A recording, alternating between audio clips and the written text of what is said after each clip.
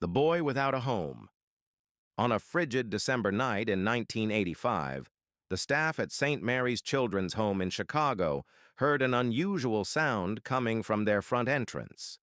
Sister Margaret, who had been working at the orphanage for over 2 decades, opened the heavy wooden door to find a cardboard box partially covered in snow. Inside, wrapped in a thin, tattered blanket, was a baby boy no more than 3 months old. A crumpled note, hastily written, read simply, "His name is Marcus. I can't take care of him. Please find him a good home." That night marked the beginning of Marcus Rivera's life as a ward of the state, one of thousands of abandoned children in America's overburdened foster care system. The note would be the only connection to his origins, the only proof he had ever belonged to someone. St. Mary's was chronically underfunded, housing more children than it had beds for. The nuns did their best, but individual attention was a luxury they couldn't afford. For the first 5 years of his life, Marcus shared a room with 7 other boys, learning early that possessions, including affection, were scarce resources to be competed for. He was a quiet child, Sister Margaret would later recall. Not withdrawn exactly, but watchful, like he was always preparing for something. What he was preparing for, though he couldn't have articulated it then, was disappointment. By age 6, Marcus had experienced the cycle that would define his early childhood. Potential adoptive parents would visit, express interest in the solemn-eyed boy, take him home for a trial period, and then return him when the challenges of raising a child became apparent. The 4th time this happened, Marcus stopped crying when he was brought back to St. Mary's. By the 7th time, at age 8, he asked Sister Margaret not to tell any more families about him. "I don't need parents," he told her, with a determination that broke her heart. "I can take care of myself." The education of Marcus Rivera. If St. Mary's offered Marcus little in the way of stability or affection, it did provide one saving grace: books. The orphanage maintained a small library, donated volumes that ranged from tattered picture books to outdated encyclopedias. While the other children played in the yard during free hours, Marcus could often be found tucked into a corner of the library, devouring knowledge. He learned to read before kindergarten, teaching himself with persistent curiosity and occasional help from Sister Agnes, who recognized something special in the serious little boy. By 3rd grade, he was reading at a high school level, escaping into worlds far beyond the gray walls of the orphanage. "Books don't leave you," he once explained to Sister Agnes when she found him reading past Lights Out, a flashlight clutched in his small hands. "They're always the same when you come back to them." School became Marcus's sanctuary. While his circumstances marked him as different, the worn uniforms, the absence of parents at conferences and performances, his academic performance distinguished him in ways he could control. He threw himself into learning with a ferocity that both impressed and concerned his teachers. "Marcus has extraordinary potential," his 5th-grade teacher wrote in a report, "but he refuses to rely on others, even when appropriate. His self-sufficiency, while admirable, may limit his growth." What his teachers didn't understand was that self-sufficiency wasn't a choice for Marcus, it was survival. By age 10, he had been moved to 3 different foster homes, each stay ending when the families decided they weren't equipped to handle a child they described as too intense or difficult to connect with. Marcus, for his part, had learned that investing emotionally in temporary situations only led to greater pain. The pattern continued throughout middle school, with brief placements punctuating his returns to St. Mary's. He became known among social workers as a challenging case, too bright to be satisfied with the limited resources available to him, too guarded to form the connections that might have provided stability. Then, in the summer before high school, everything changed. The turning point. Ms. Eleanor Jenkins was not what anyone would picture as a foster parent. At 62, she was a retired high school math teacher who had never married or had children of her own. She lived in a modest two-bedroom apartment filled with books, mathematical models, and an ancient cat named Euclid.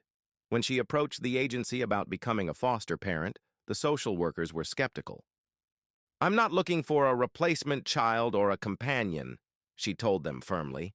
"I simply believe I have something to offer a young person who needs stability and encouragement." When presented with Marcus's file, with its warnings about his difficulty forming attachments and resistance to authority, Ms. Jenkins merely nodded. "He sounds like many gifted students I've taught," she said. "Bored, untrusted, and unappreciated." Their first meeting was awkward. Marcus, now 14 and hardened by years of disappointment, answered her questions monosyllabically, waiting for the familiar signs of frustration or discomfort to appear in her eyes. Instead, Ms. Jenkins simply observed him thoughtfully. "I understand you enjoy mathematics," she said finally. Marcus shrugged. "It makes sense. There's always a right answer." "Not always," she replied, surprising him. "In advanced mathematics, there are problems no one has solved yet. Questions without answers. That's where it gets interesting." For the first time in the interview, Marcus looked directly at her. "I wouldn't know about that." "You could," she said simply, "if you'd like to learn."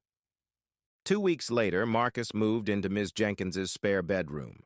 He brought with him everything he owned: 3 changes of clothes, a few books, and a deeply ingrained belief that this arrangement, like all others, was temporary. Ms. Jenkins, however, operated on different assumptions. She set up a desk in his room, stocked with high-quality notebooks and pencils. She got him a library card.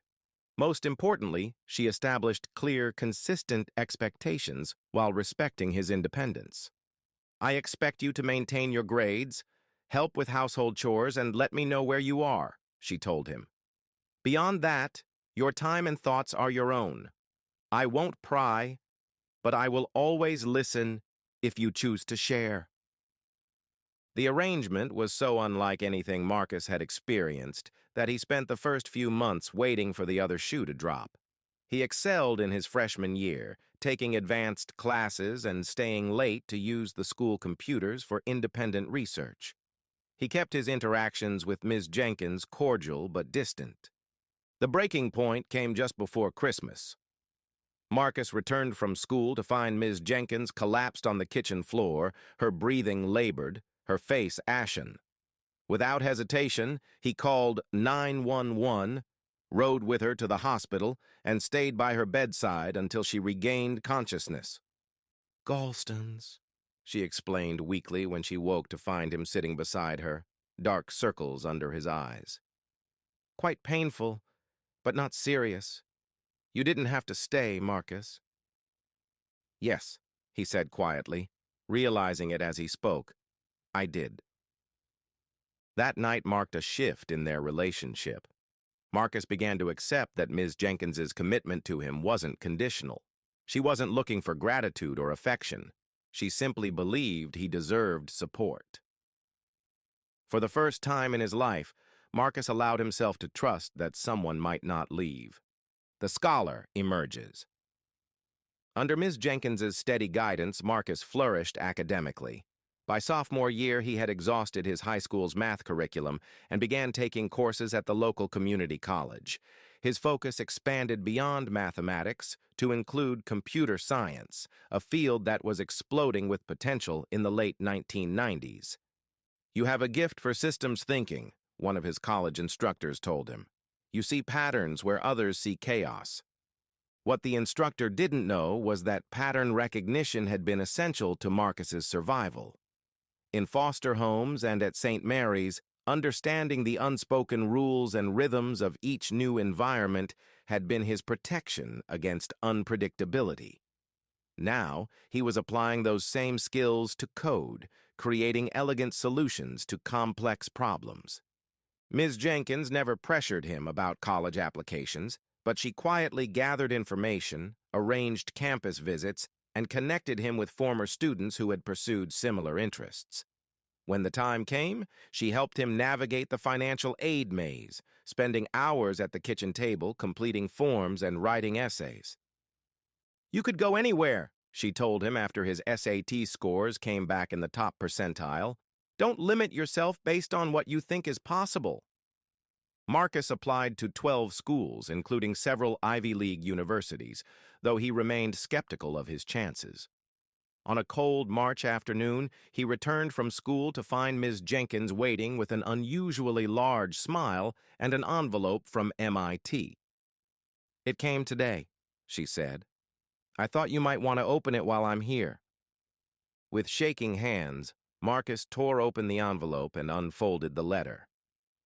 "Dear Mr. Rivera," he read aloud, his voice steadying, "I am delighted to inform you that you have been admitted to the Massachusetts Institute of Technology class of 2004 with a full academic scholarship." Ms. Jenkins's eyes shimmered with tears as she embraced him. "I never doubted it for a moment," she said. That night, alone in his room, Marcus allowed himself to cry, not from sadness or fear, but from a newfound emotion he was still learning to recognize: hope.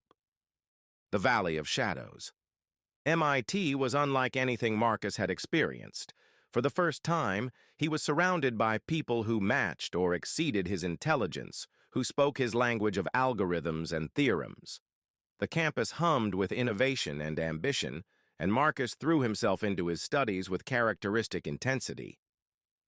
But the transition wasn't without challenges. The workload was crushing, even for someone of his abilities.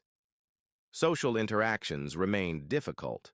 Years of emotional self-protection had left him awkward in casual settings, uncertain how to form friendships based on common interests rather than shared circumstances.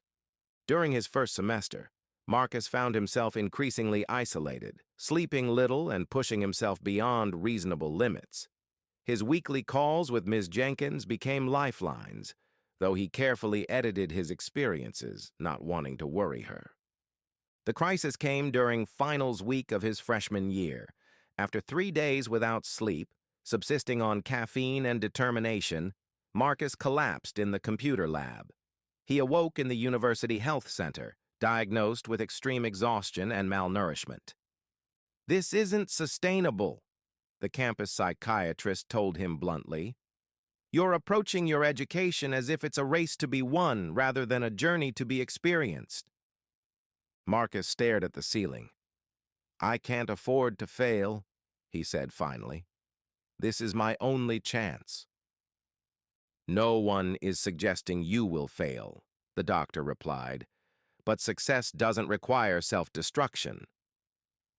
When Ms. Jenkins arrived the next day, having taken the first flight from Chicago after being notified of his collapse, Marcus expected disappointment or anger.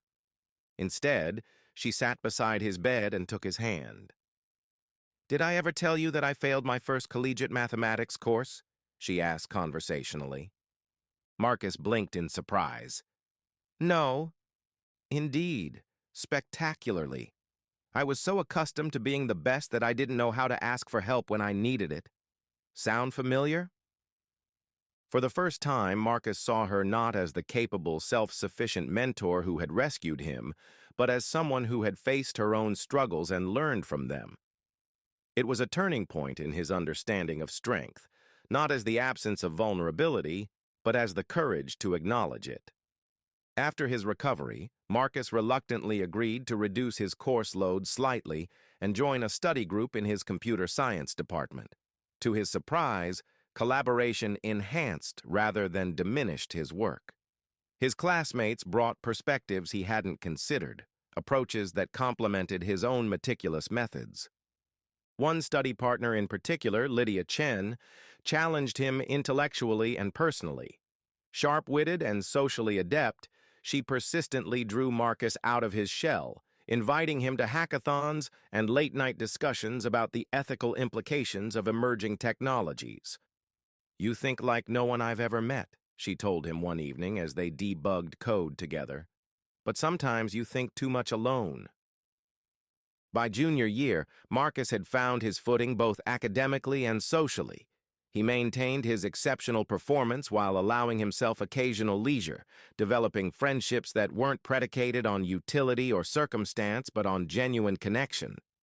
When Ms. Jenkins was diagnosed with early-stage breast cancer during his senior year, Marcus didn't hesitate. He arranged to complete his coursework remotely for one semester, returning to Chicago to support her through surgery and radiation. "You don't have to do this," she protested weakly. "Yes," he said, echoing his words from years earlier. "I do." The Silicon Valley Dream.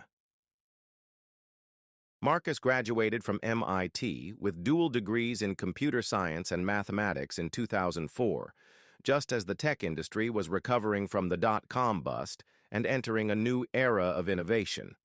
His senior thesis on predictive algorithms caught the attention of several Silicon Valley companies, resulting in multiple job offers.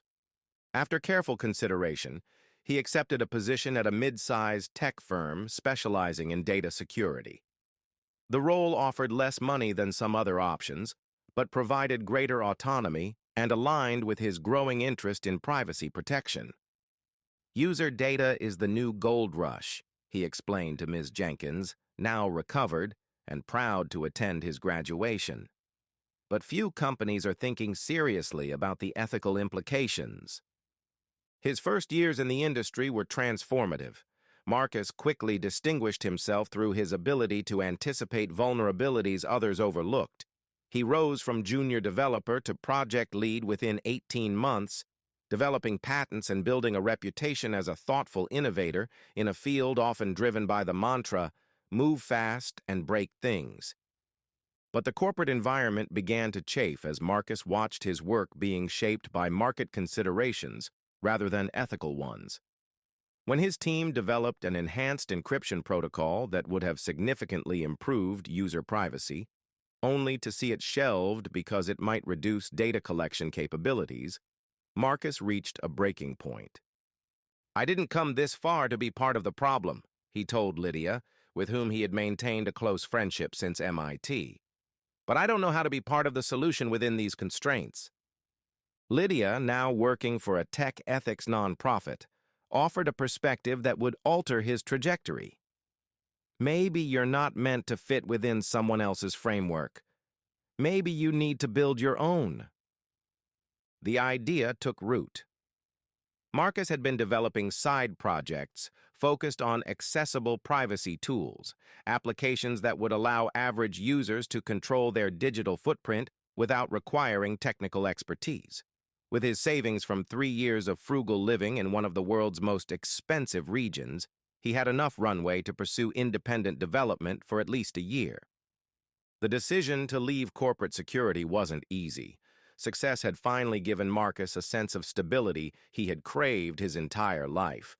But the orphaned boy who had once hoarded food in his pockets had grown into a man who understood that true security came not from external circumstances, but from internal conviction. In 2008, at age 26, Marcus founded Privacy Shield, a startup dedicated to developing user-friendly privacy tools for the average consumer. The timing was fortuitous. Public awareness about data privacy was growing just as his first products launched. The early years were lean. Marcus worked from a converted garage apartment, writing code 18 hours a day, and subsisting on ramen and determination. When initial funding ran low, he sold his car and moved to even cheaper accommodations, rather than compromise on his vision by accepting venture capital with strings attached. "You could take the money," Lydia advised when a prominent VC firm offered $2 million in exchange for significant control. "You don't have to struggle like this. I've been institutionalized, fostered, and corporate-owned," Marcus replied. "This company stays mine until I've proven what it can be." His persistence paid off when Privacy Shield's browser extension, which blocked invasive tracking across websites, went viral after being featured in a prominent tech blog. Downloads skyrocketed from a few hundred to over 1 million within months. A premium version, offering enhanced features for a small monthly fee, generated enough revenue to hire 3 developers and move to proper offices. As data breaches and privacy scandals rocked major tech companies in the early 2010s, Privacy Shield positioned itself as an ethical alternative in an increasingly exploitative digital landscape. Marcus became a reluctant public figure, testifying before congressional committees on data protection and writing influential papers on user rights. Privacy shouldn't be a luxury, became his mantra, repeated in interviews and TED Talks. It should be the default setting of the digital age. By 2015, Privacy Shield had grown to over 100 employees, with offices in San Francisco, Chicago, and Amsterdam. Its suite of products, from the original browser extension to secure messaging platforms and data vaults, served millions of users worldwide. The company remained privately held, with Marcus maintaining majority ownership despite numerous acquisition offers. Success brought personal changes as well. Marcus, once so guarded and solitary, found himself surrounded by a chosen family of colleagues and friends who shared his vision. His relationship with Lydia evolved from friendship to romance, culminating in a small private wedding attended by their closest circle, including Ms. Jenkins, who traveled from Chicago despite her increasingly fragile health. "I always knew you were capable of extraordinary things," she told him at the reception, her eyes bright with pride. "But I'm most proud of who you've become, not what you've accomplished." At the height of Privacy Shield's success, when the company was valued at over $2 billion and Marcus was hailed as a visionary in tech circles, tragedy struck. Ms. Jenkins, who had been in remission for nearly a decade, experienced a sudden recurrence of cancer that spread rapidly. Within months, her condition deteriorated beyond treatment. Marcus put his work on hold immediately, temporarily stepping back from his role as CEO to spend time with the woman who had changed the course of his life. In her small Chicago apartment, now filled with medical equipment but still lined with the books that had first connected them, they talked about mathematics, ethics, and legacy. "I never wanted children," she confessed one evening as Marcus adjusted her pillows. "I thought my contribution would be through teaching. But then you came along, and I realized there are many ways to shape the future." "You gave me a home," Marcus said simply. "Not just physically. You showed me that I was worth investing in." "No," she corrected gently. "I merely recognized what was already there." When Eleanor Jenkins passed away peacefully in her sleep on a spring morning in 2016, Marcus lost more than a mentor. He lost the first person who had truly seen him. In her will, she left him her modest savings with a handwritten note. "For your next big idea, keep building a more equitable world." The Legacy Project. Grief transformed Marcus's perspective on his work and purpose. In the months following Ms. Jenkins's death, he found himself reevaluating Privacy Shield's mission. The company had achieved financial success and technical excellence, but was it truly fulfilling its potential for social impact? "We're protecting those who already have access to technology," he observed in a difficult meeting with his executive team. "But what about those being left behind in the digital divide? The kids in underfunded schools? The communities without reliable internet?" This revelation led to the establishment of the Jenkins Initiative, a nonprofit arm of Privacy Shield dedicated to digital literacy and access. The program began in Chicago, installing high-speed internet in community centers and providing technology training in neighborhoods similar to where Marcus had grown up. A key component was the Foster Tech program, which provided laptops, coding classes, and mentorship to youth in the foster care system. "Technology can be a lifeline for kids who don't have stable homes," Marcus explained in the initiative's launch video. "It provides continuity, education, and opportunities that transcend physical circumstances." The program expanded rapidly, eventually reaching foster youth in all 50 states. By 2020, over 50,000 children had received technology and training through the Jenkins Initiative, with many going on to pursue further education in STEM fields. Marcus made a point of personally mentoring several participants each year, recognizing in their guarded expressions and fierce independence reflections of his younger self. "Your past doesn't determine your potential," he told a group during a coding workshop at a Chicago youth center. "It just gives you a different perspective, and sometimes that's your greatest advantage." As Privacy Shield continued to grow, now employing over 500 people globally and valued at nearly $5 billion, Marcus ensured that its founding principles remained intact. The company maintained its commitment to never selling user data, even as competitors chased higher profits through increasingly invasive practices. This ethical stance attracted not only loyal customers but also like-minded talent. Privacy Shield became known in the industry for its diverse workforce, family-friendly policies, and meaningful approach to corporate social responsibility, a stark contrast to the burnout culture prevalent in much of Silicon Valley. "We're building technology that respects humanity," Marcus often told new hires. "That includes respecting the humans who build it." In 2022, nearly 2 decades after that first fateful placement with Ms. Jenkins, Marcus returned to St. Mary's Children's Home. The facility had changed ownership and purpose over the years, now functioning primarily as a transitional housing program for teens aging out of foster care. Standing in the entryway where he had once been left as an infant, Marcus felt the weight of his journey, from abandoned child to tech leader, from isolated survivor to connected mentor. The small library where he had found his first refuge still existed, though now modernized with computers and comfortable reading nooks funded by a Privacy Shield grant. "I started with nothing but a name someone gave me," he told the teens gathered to hear him speak. "But that wasn't the end of my story. It was barely the beginning. Your circumstances today don't define what's possible tomorrow."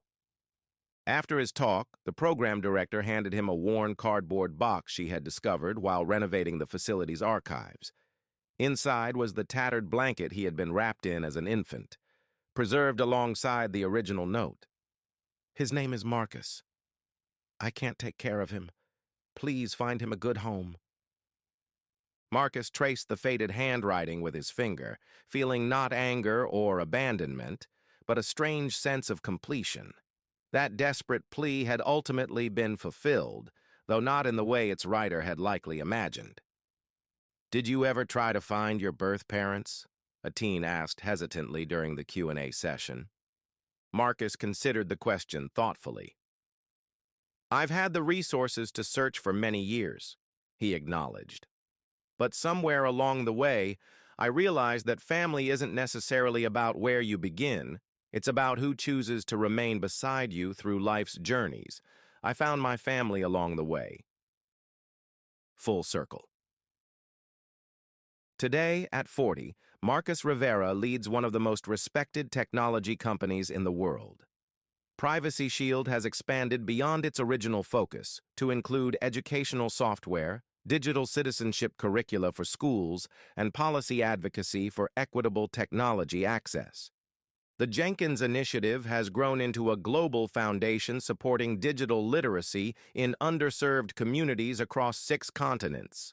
Its signature program, Foster Tech, has been recognized by the United Nations as a model for empowering vulnerable youth through technology. Marcus and Lydia, now parents to adopted siblings Maya and Eli, both former foster children, divide their time between San Francisco and Chicago. Their home is filled with books, mathematical models, and 2 rescue cats named after famous cryptographers. Each December, on the anniversary of his arrival at St. Mary's, Marcus makes anonymous donations to foster care organizations nationwide, ensuring that children in circumstances similar to his early years have gifts, educational materials, and opportunities for enrichment. In his office at Privacy Shield headquarters, among awards and patents, sits a framed quote from Eleanor Jenkins. Education is not filling a bucket but lighting a fire. Beside it stands the small cardboard box that once held an abandoned infant, a reminder of how far he has come and how many others still need the chance to make their own journeys. When asked about his success in a recent profile for Time magazine's 100 Most Influential People issue, Marcus reflected, "I'm often described as self-made, but that's not entirely accurate. True, I worked relentlessly and made difficult choices, but I also received crucial help at key moments, a teacher who saw potential where others saw problems, a mentor who offered stability when I needed it most, friends who believed in my vision when it was just an idea in a garage apartment." He continued, "The myth of the lone genius or the self-made success absolves society of its responsibility to create conditions where talent can flourish regardless of circumstance. My story isn't just about what I overcame. It's about what shouldn't have been obstacles in the first place." Today, Marcus Rivera stands as living proof that origin does not determine outcome, that a child discarded in a cardboard box can grow into a person who changes the world. His legacy extends beyond the technology he's created or the wealth he's accumulated to the thousands of young lives transformed by his determination to create the opportunities he once desperately needed. "I don't believe in destiny," he told the graduating class at MIT during a recent commencement address. "I believe in possibility and persistence. I believe that the greatest human achievement isn't success by conventional metrics, but the capacity to rise above circumstance and then extend a hand to others still climbing." As he spoke, somewhere in the audience, a group of Foster Tech students listened intently, seeing in his journey a blueprint for their own. And so the circle continues, not broken, but expanded, encompassing new generations of possibility. Your beginnings don't define you. They simply give you a starting point. It's the journey forward that matters. Marcus Rivera.